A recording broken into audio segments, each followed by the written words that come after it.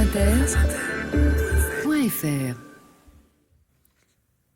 Bonjour, il est 18h30 sur France Inter. Je suis avec Lucille Danjou et Emeline Hervaux. Lucille, vous êtes grand reporter et vous avez récemment été en contact avec l'association Save Ukraine, une association ayant pour mission de sauver les enfants mis dans des camps de rééducation en Russie. Vous allez nous parler des familles séparées.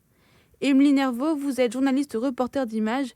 Vous revenez tout juste de Russie où vous avez tenté de rentrer dans ces camps pour comprendre leur fonctionnement. Merci à toutes les deux d'être parmi nous aujourd'hui. La Russie a une histoire particulière autour des camps de rééducation. Bien qu'elle essaie de se défaire de cette image soviétique, les camps ont marqué l'histoire de la Russie. Le premier camp de travail apparaît pendant le gouvernement de Lénine. C'est en 1920 qu'apparaît pour la première fois la notion de rééducation. Ce système est reproduit depuis des siècles en Russie. Emeline, vous revenez tout juste de Russie. Est-ce toujours d'actualité ? Oui, je me suis rendue sur place il y a quelques semaines. Mais avant d'aller plus loin, j'aimerais préciser qu'en 2014, lors de l'annexion de la Crimée, la Russie avait mis en place un projet appelé le train de l'espoir.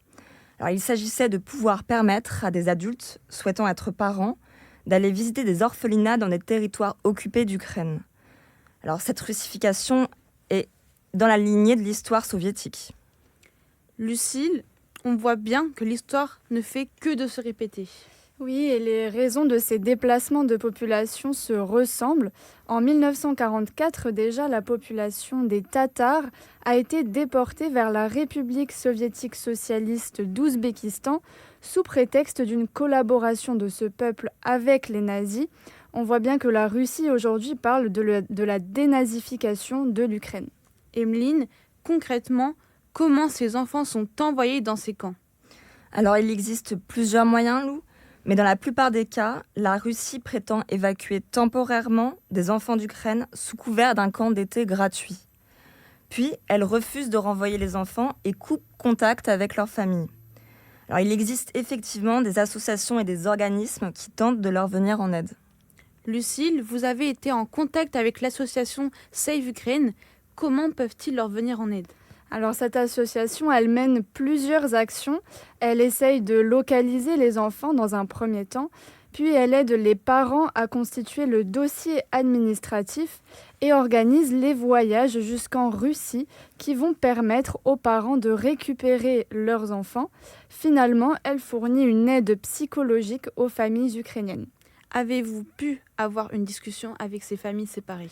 Oui, j'ai pu rencontrer une de ces familles et notamment Inessa, mère de 4 enfants, qui m'a raconté la détresse qu'elle a dû affronter lorsqu'elle a compris qu'on ne lui rendrait pas son fils. Vitali, son fils justement aujourd'hui rapatrié en Ukraine, raconte quant à lui les brimades qu'il a subies. Les soldats russes lui ont fait croire que ses parents et que l'Ukraine n'avaient plus besoin de lui et qu'il venait d'une nation terroriste. Emeline, vous aussi, vous avez tenté de tracer une famille séparée en Russie. En effet, de mon côté, tout comme Lucille, j'ai cherché à retrouver la trace d'une famille avec qui j'étais en contact il y a un an. Je vous laisse donc écouter un extrait d'une interview que j'ai pu faire avec un membre de cette famille. Une histoire bien touchante, puisque Olena, une femme âgée de 74 ans, a réussi à ramener son petit-fils de 11 ans, Ilya, enlevé par des soldats russes. L'oncle d'Ilya m'a envoyé une vidéo de Ilya dans les médias russes et il était à Donetsk. Ça m'a pris une semaine pour aller de l'autre côté de la frontière. Les Russes avaient préparé tous les documents pour qu'il puisse être envoyé en Russie. Ce témoignage illustre bien la détermination de ces familles. Merci Lucille, merci Emeline. Vous pouvez retrouver notre émission en direct sur France Inter tous les jours à 18h30. Et si vous voulez retrouver cette émission, rendez-vous sur notre podcast. Bonne soirée.